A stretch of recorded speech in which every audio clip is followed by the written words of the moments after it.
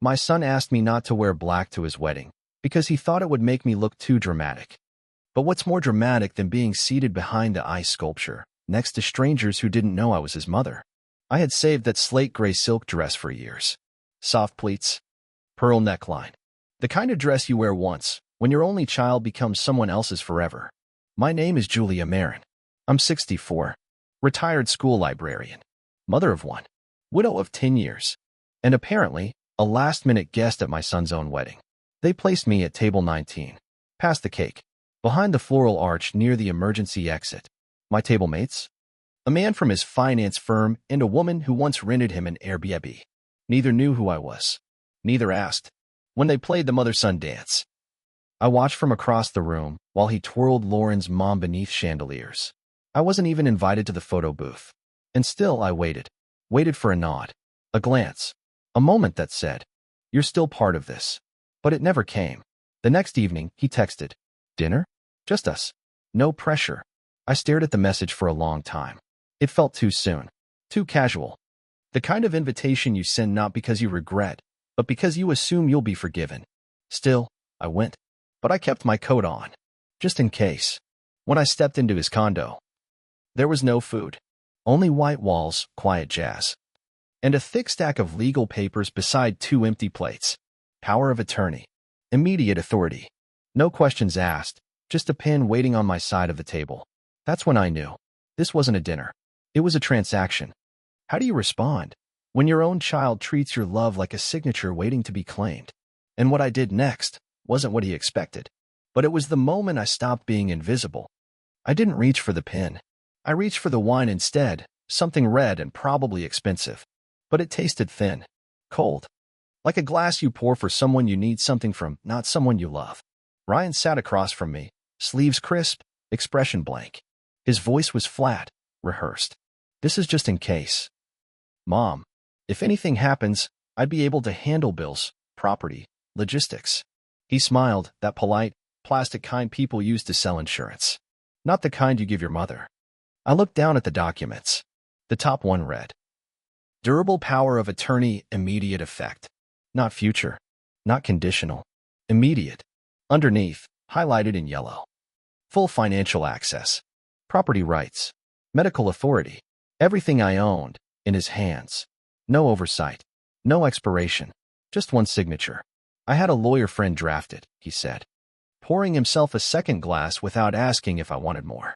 "Lauren's parents did something similar last year for her brother. Totally normal." I nodded slowly, then asked, "Is this what dinner was?" He hesitated, just enough, then smiled again.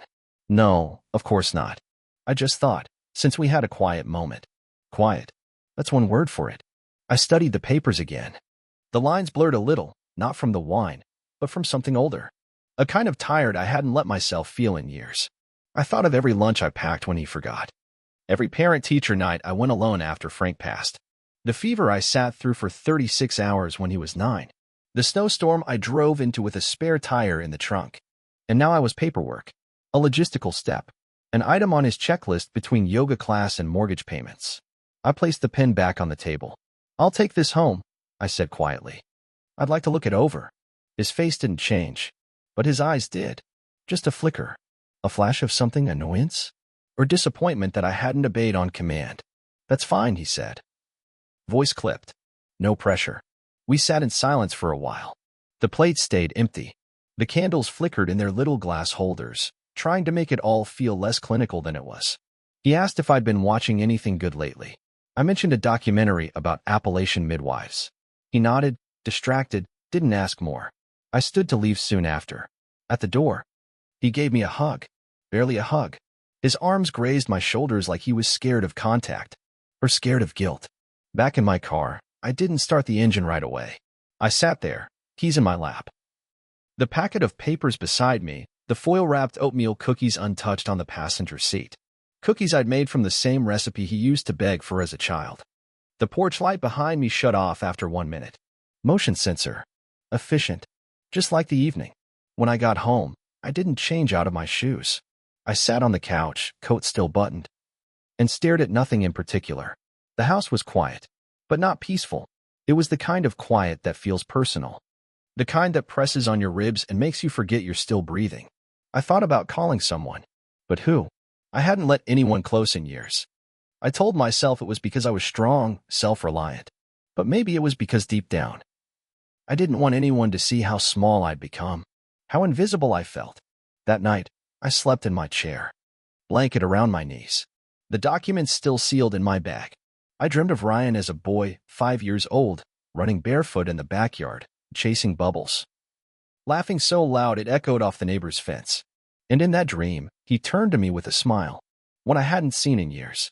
And then, in the same dream, he walked away, into the house, and closed the door, without looking back. I woke up before dawn, the world outside still black, my cheeks wet, and for the first time in a long, long time, I said it out loud. This is not love. This is management. By noon the next day, the sun had melted most of the frost clinging to the fence line behind the house. I'd watched it slowly disappear through the kitchen window. Still in my robe, hands wrapped around a mug of coffee I hadn't sipped once. The documents Ryan had given me sat on the kitchen table, untouched, unread, still smelling faintly of his cologne. I couldn't bring myself to open them again, because I already knew what they said. But what I didn't know was whether I had anything left that was truly mine. And so I went downstairs. The basement was colder than usual, the air clinging to the old wooden beams like it didn't want to leave. It smelled like paint, damp cardboard, and quiet things that once mattered. I passed the laundry machine, the shelves of winter candles, the unopened box of Christmas ornaments I hadn't hung in 2 years. And there, tucked beneath an old canvas drop cloth, was the cabinet. It was small, low to the ground. The kind of cabinet you'd miss unless you already knew it was there. Frank had built it himself. Years ago. He called it our just-in-case box. Back when people still said things like that with half a laugh. I hadn't opened it since the day we buried him. I knelt, slow, one knee cracking on the way down, and reached for the latch. The metal was cold, stiff, resistant, almost like it knew this wasn't casual. Inside, everything was still exactly where he left it. Folders, labels, paper clips, notes written in his steady, mechanical hand. I could almost hear his voice in the neatness. If something ever happens, Jules, this will get you through. Near the bottom, under an envelope labeled private, was a sealed letter. My name written in blue ink. No date, no greeting, just Julia. I didn't open it right away. I just held it, because somehow, just seeing it was enough to make something in me crumble. I sat down on the cold floor, back against the washer, and I cried. Not loud, not messy, just the kind of cry you do when you finally let yourself believe something you've known for a long time. That the person who loved you best is no longer the one calling. When I opened the letter, it was short, a paragraph at most. Frank had written, "If you're reading this, I'm gone. And I hate that. But I know you, Jules. I know you'll carry everything on your own until you snap in half. This isn't about trust. It's about freedom. I've made sure you're protected. Not from people. From doubt. From ever feeling stuck. The accounts are yours. Don't tell Ryan. Not because I don't love him, but because money changes people. Sometimes it just shows us who they already were." I read it twice. Then again. Then I found the folders. 2 investment accounts. A secondary deed in my name, tied to a commercial property in Tempe I didn't even know existed. Tax-protected annuities. Index stock options. Total value, $8.2 million. I blinked, shut the folder, then opened it again. I didn't feel relief or shock, just a heaviness too big for that room. Something he had left behind not as a gift, but as a safeguard. Not for me to spend, but for me to stand up. I stayed on that basement floor for nearly an hour. The light above me flickered once. The furnace clicked on and groaned. I thought of Ryan, of how carefully he had spoken, how calm he had been when sliding that pin across the table, how confident, like he already knew the answer. I thought about that more than anything. Because he wasn't scared I'd say no. He was sure I would say yes. Because that's what I always did. Every school permission slip. Every late-night phone call. Every birthday he forgot to plan. Every time he asked for just a little help with rent in his 20s. He had built a certainty on my compliance. But this time, he'd mistaken quiet for permission. And now, for the first time in years, I had a choice. I stood up slowly. My knees ached, but I felt taller somehow. I carried the folder upstairs, set it on the table next to Ryan's packet. The contrast was almost poetic. One stack written in love, the other in leverage. That evening, I called someone I hadn't spoken to in nearly a decade. Her name was Margaret Keene, but everyone called her Maggie. She had been Frank's legal contact for years. A trust and estate lawyer, retired now, but still sharp. She picked up on the second ring. "Julia," she said, surprised. "Yes," I replied, voice steady. "I need to ask you something." Pause. Then Maggie answered, her voice kind but firm. "Whatever he left for you, you don't owe anyone a single piece of it." Maggie's house was smaller than I remembered. It sat on a quiet corner just outside Sedona, nestled between red rock and desert brush. Her garden was mostly gravel now, with a few stubborn succulents rising from the dirt like little fists. The mailbox still leaned to the left, just like it always had. She met me at the door with a soft smile and no makeup, just like herself. Her kitchen smelled like bergamot tea and old books. The windows were open, letting in that dry Arizona breeze that always made your skin feel cleaner than it was. We didn't talk much at first. She poured the tea. I slid the folders across the table. Ryan's documents first. Maggie picked up the stack, us narrowing just slightly. Her lips moved as she read, not quite whispering, but not aloud either. She didn't rush. When she reached the last page, she looked up and said, almost flatly, "He didn't write these himself. These are pre-templated forms, corporate style. Sweeping authority, zero oversight. Immediate effect. This isn't caregiving, Julia. This is consolidation." I didn't say anything. She tapped the edge of the paper with one red fingernail. I've seen this kind of move before.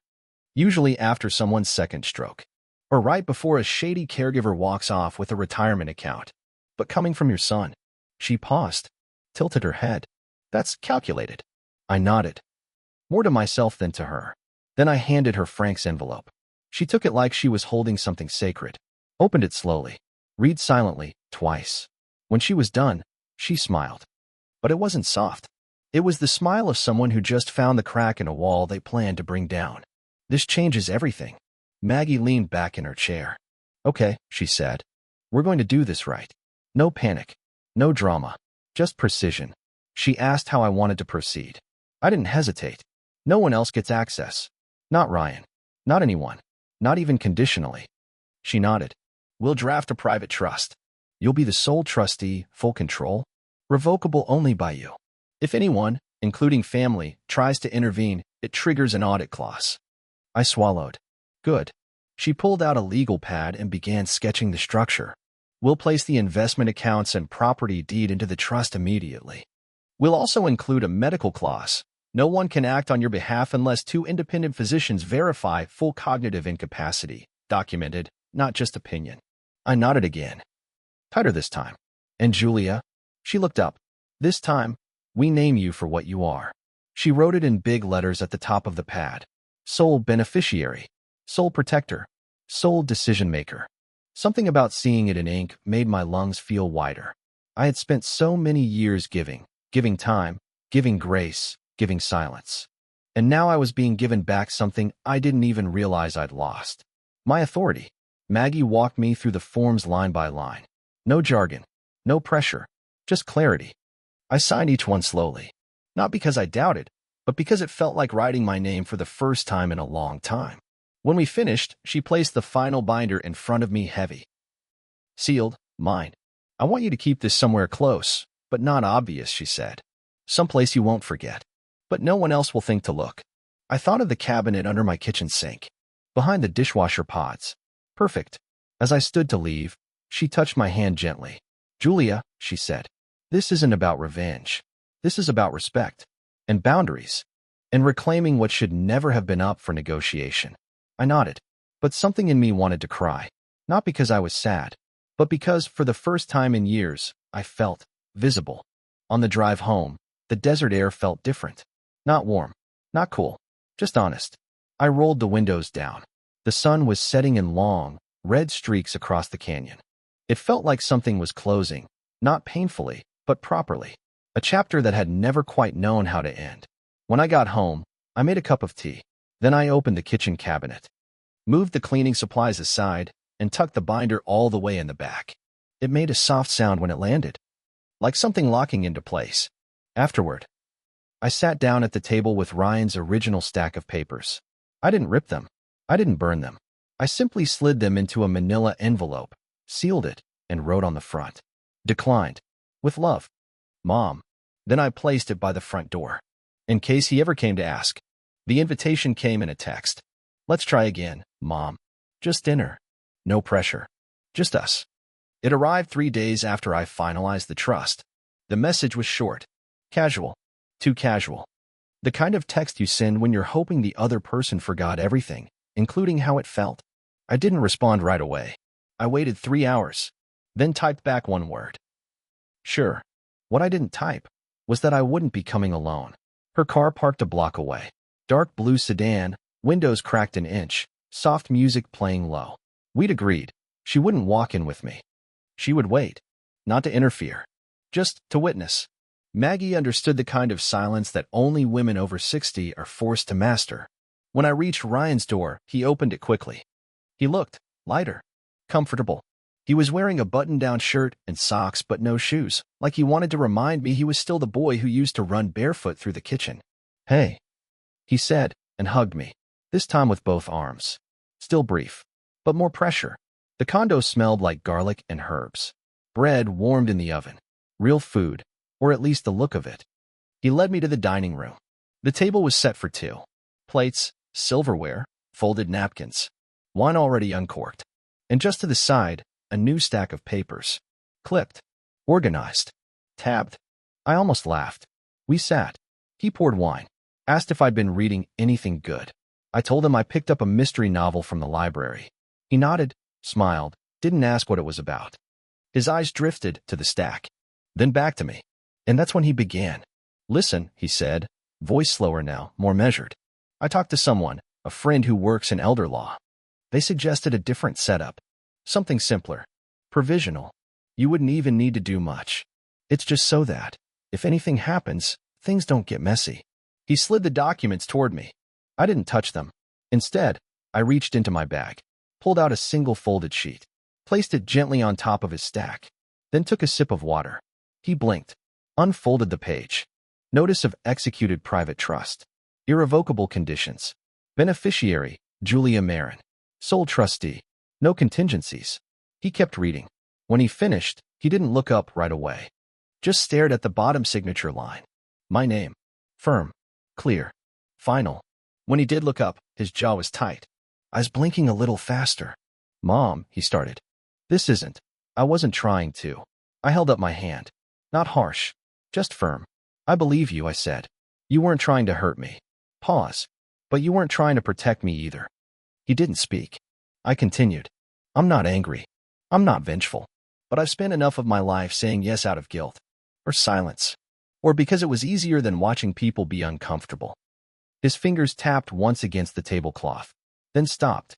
I glanced toward the front window. Through the glass, I saw a familiar shape, blue car, still waiting. I stood, and just as I did, the front door opened. I stood, and just as I did, I saw a familiar blue car pulling up outside.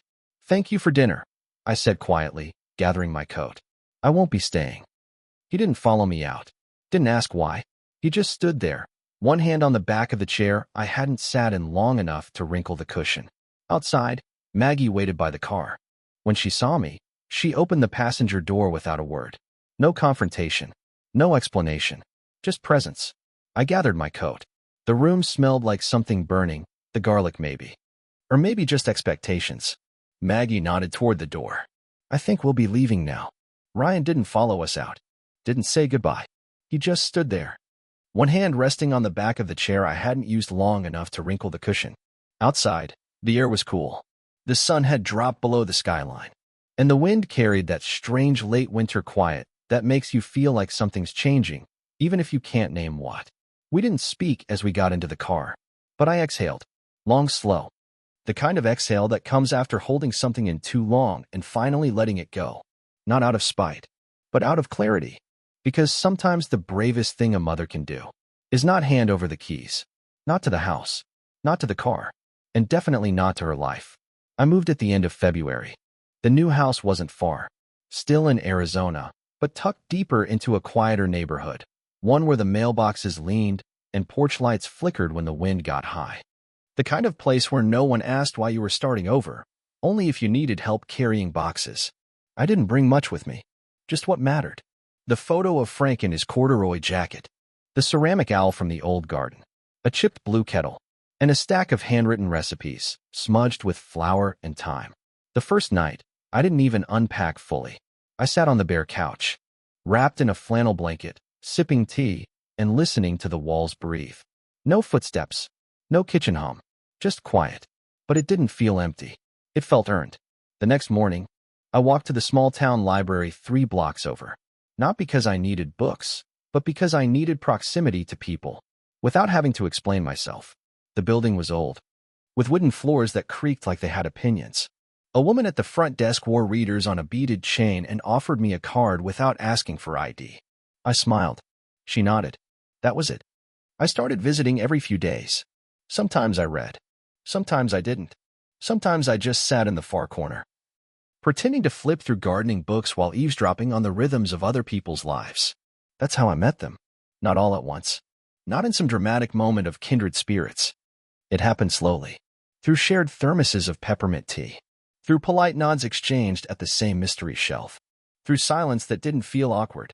There was Helen, who used to run a diner and now made quilts out of her husband's old shirts. June, who always wore 2 scarves no matter the temperature and never explained why. And Margot, who walked with a cane she only used when nearing the front door. Stubbornness, she said, is exercise. We didn't talk about our children. Not often. And when we did, it was never bitter. Only factual, like reading old receipts. What we did talk about, or rather, shared, was rhythm. The kind that comes after disappointment, when everything inside you quiets. Not because you're defeated, but because you've finally stopped begging to be understood. One afternoon, Margot asked if I wanted help with the small garden bed behind the library. I said yes before I looked at it. The soil was packed hard, cracked in places, dry from months of disuse. But we worked side by side, kneeling slowly, easing our hands into the stubborn dirt, planting tomatoes, basil, and a few rogue sunflowers just to be defiant.